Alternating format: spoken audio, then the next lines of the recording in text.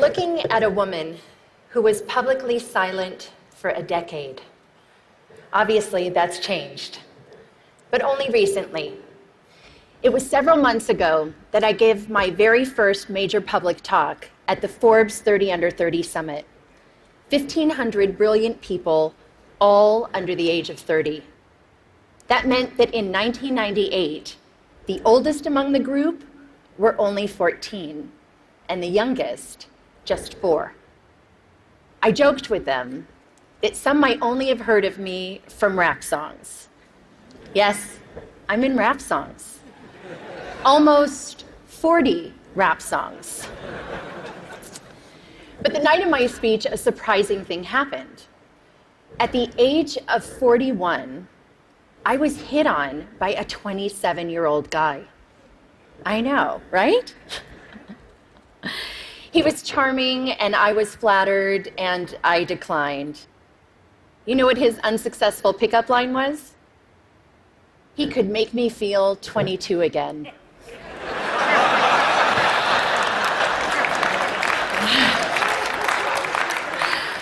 I realized later that night, I'm probably the only person over 40 who does not want to be 22 again.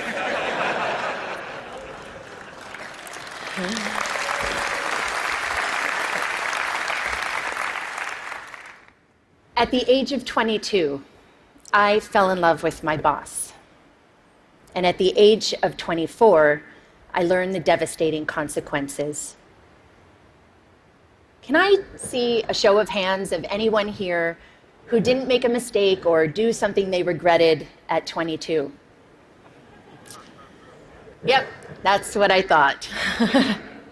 So like me, at 22, a few of you may have also taken wrong turns and fallen in love with the wrong person, maybe even your boss. Unlike me, though, your boss probably wasn't the President of the United States of America. Of course, life is full of surprises.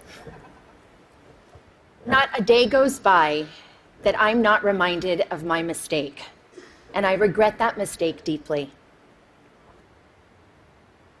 In 1998, after having been swept up into an improbable romance, I was then swept up into the eye of a political, legal, and media maelstrom like we had never seen before. Remember, just a few years earlier, news was consumed from just 3 places: reading a newspaper or magazine, listening to the radio, or watching television. That was it. But that wasn't my fate. Instead, this scandal was brought to you by the digital revolution. That meant we could access all the information we wanted, when we wanted it, anytime, anywhere. And when the story broke in January 1998, it broke online. It was the first time the traditional news was usurped by the internet for a major news story. A click that reverberated around the world. What that meant for me personally was that overnight, I went from being a completely private figure to a publicly humiliated one worldwide. I was patient zero of losing a personal reputation on a global scale almost instantaneously. This rush to judgment enabled by technology led to mobs of virtual stone throwers. Granted, it was before social media, but people could still comment online, email stories, and of course, email cruel jokes. News sources plastered photos of me all over to sell newspapers, banner ads online, and to keep people tuned to the TV. Do you recall a particular image of me, say, wearing a beret? Now, I admit I made mistakes, especially wearing that beret. But the attention and judgment that I received, not the story, but that I personally received, was unprecedented. I was branded as a tramp, tart, slut, whore, bimbo, and of course, that woman. I was seen by many, but actually known by few. And I get it. It was easy to forget that that woman was dimensional, had a soul, and was once unbroken. When this happened to me 17 years ago, there was no name for it. Now we call it cyberbullying and online harassment. Today, I want to share some of my experience with you, talk about how that experience has helped shape my cultural observations, and how I hope my past experience can lead to a change that results in less suffering for others. In 1998, I lost my reputation and my dignity.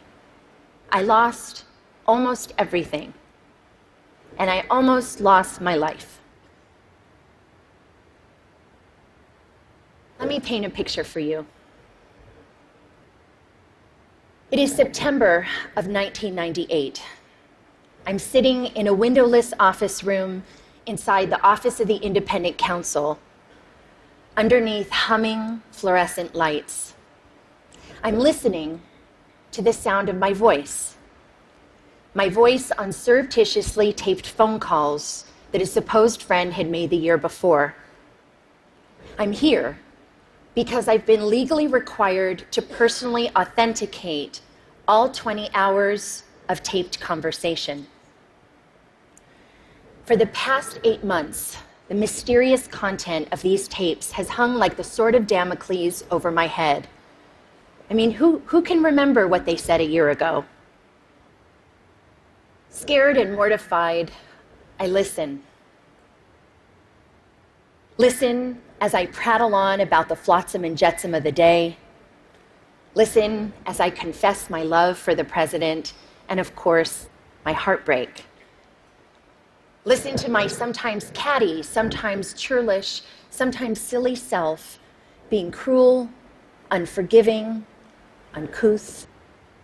Listen deeply, deeply ashamed to the worst version of myself, a self I don't even recognize.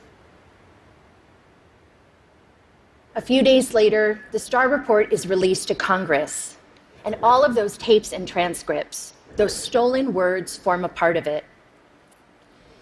That people can read the transcripts is horrific enough.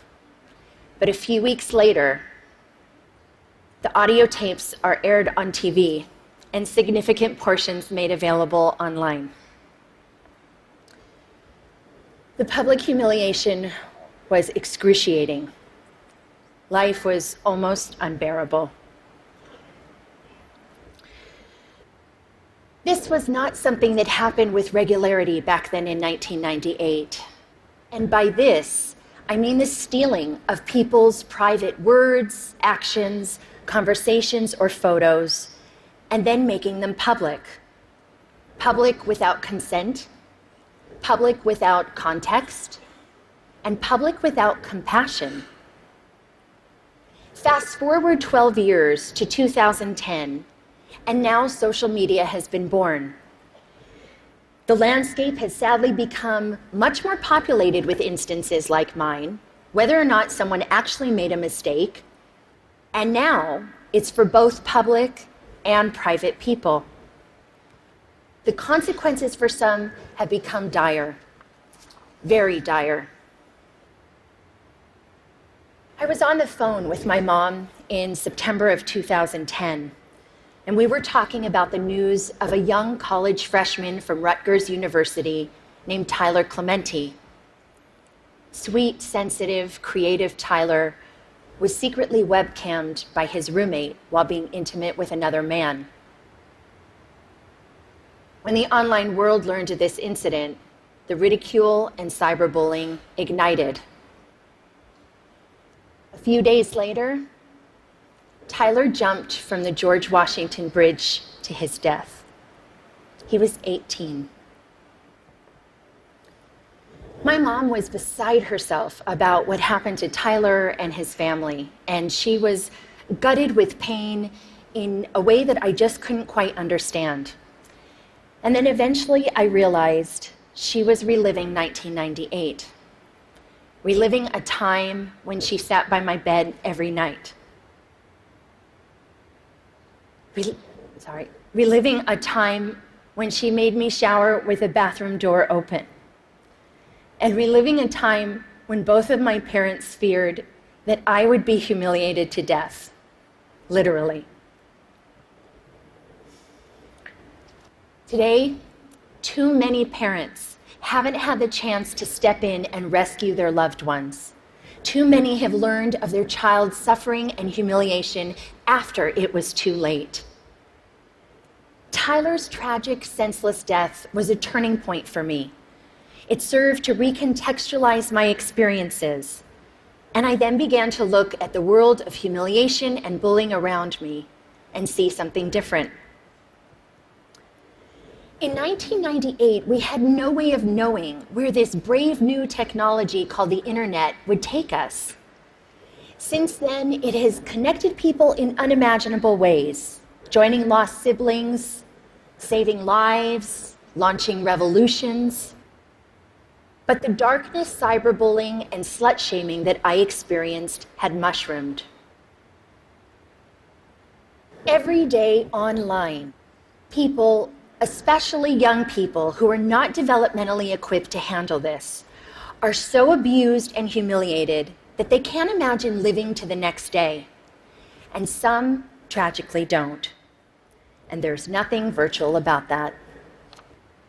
Childline, a UK nonprofit that's focused on helping young people on various issues, released a staggering statistic late last year. From 2012 to 2013, there was an 87% increase in calls and emails related to cyberbullying. A meta-analysis done out of the Netherlands showed that for the first time, cyberbullying was leading to suicidal ideations more significantly than offline bullying. And you know what shocked me, although it shouldn't have, was other research last year that determined humiliation was a more intensely felt emotion than either happiness or even anger. Cruelty to others is nothing new. But online, technologically enhanced shaming is amplified, uncontained, and permanently accessible. The echo of embarrassment used to extend only as far as your family, village, school, or community. But now it's the online community too. Millions of people, often anonymously, can stab you with their words, and that's a lot of pain. And there are no perimeters around how many people can publicly observe you and put you in a public stockade. There is a very personal price to public humiliation, and the growth of the internet has jacked up that price. For nearly 2 decades now, we have slowly been sowing the seeds of shame and public humiliation in our cultural soil, both on and offline. Gossip websites, paparazzi, reality programming, politics, news outlets, and sometimes hackers all traffic in shame. It's led to desensitization and a permissive environment online, which lends itself to trolling, invasion of privacy, and cyberbullying. This shift has created what Professor Nicholas Mills calls a culture of humiliation. Consider a few prominent examples just from the past 6 months alone. Snapchat, the service which is used mainly by younger generations and claims that its messages only have the lifespan of a few seconds. You can imagine the range of content that gets. A third-party app which Snapchatters use to preserve the lifespan of the messages was hacked, and 100,000 personal conversations, photos, and videos were leaked online to now have a lifespan of forever. Jennifer Lawrence and several other actors had their iCloud accounts hacked and private, intimate nude photos were plastered across the internet without their permission. One gossip website had over 5 million hits for this one story. And what about the Sony Pictures cyber hacking? The documents which received the most attention were private emails that had maximum public embarrassment value. But in this culture of humiliation, there is another kind of price tag attached to public shaming. The price does not measure the cost to the victim, which Tyler and too many others, notably women, minorities, and members of the LGBTQ community have paid, but the price measures the profit of those who prey on them. This invasion of others is a raw material, efficiently and ruthlessly mined, packaged, and sold at a profit. A marketplace has emerged where public humiliation is a commodity and shame is an industry. How is the money made? Clicks. The more shame, the more clicks. The more clicks, the more advertising dollars. We're in a dangerous cycle. The more we click on this kind of gossip, the more numb we get to the human lives behind it. And the more numb we get, the more we click. All the while, someone is making money off of the back of someone else's suffering. With every click, we make a choice. The more we saturate our culture with public shaming, the more accepted it is, the more we will see behavior like cyberbullying, trolling, some forms of hacking, and online harassment. Why? Because they all have humiliation at their cores. This behavior is a symptom of the culture we've created. Just think about it. Changing behavior begins with evolving beliefs.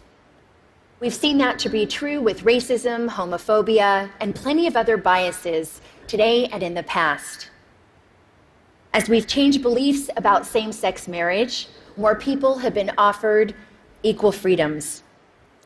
When we began valuing sustainability, more people began to recycle. So as far as our culture of humiliation goes, what we need is a cultural revolution. Public shaming as a blood sport has to stop. And it's time for an intervention on the internet and in our culture. The shift begins with something simple, but it's not easy. We need to return to a long-held value of compassion and empathy. Online, we've got a compassion deficit, an empathy crisis. Researcher Brené Brown said, and I quote, "Shame can't survive empathy. Shame cannot survive empathy." I've seen some very dark days in my life. It was the compassion and empathy from my family, friends, professionals, and sometimes even strangers that saved me. Even empathy from one person can make a difference. The theory of minority influence, proposed by social psychologist Serge Moscovici, says that even in small numbers, when there's consistency over time, change can happen. In the online world, we can foster minority influence by becoming upstanders. To become an upstander means, instead of bystander apathy, we can post a positive comment for someone or report a bullying situation. Trust me, compassionate comments help abate the negativity. We can also counteract the culture by supporting organizations that deal with these kinds of issues, like the Tyler Clementi Foundation in the US. In the UK, there's Anti-Bullying Pro, and in Australia, there's Project Rocket. We talk a lot about our right to freedom of expression, but we need to talk more about our responsibility to freedom of expression.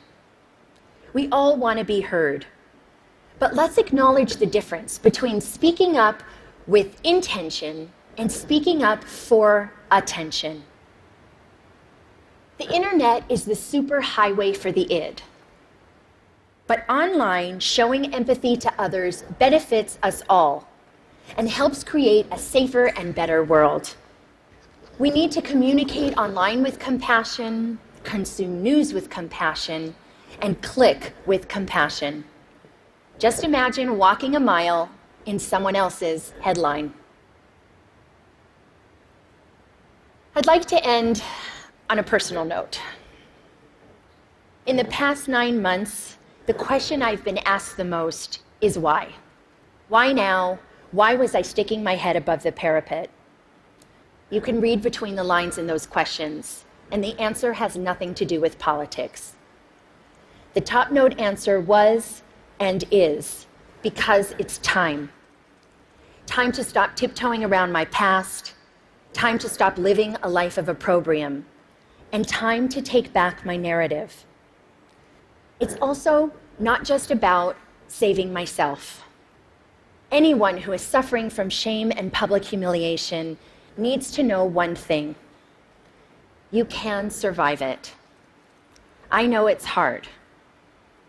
It may not be painless, quick, or easy, but you can insist on a different ending to your story. Have compassion for yourself. We all deserve compassion, and to live both online and off in a more compassionate world. Thank you for listening.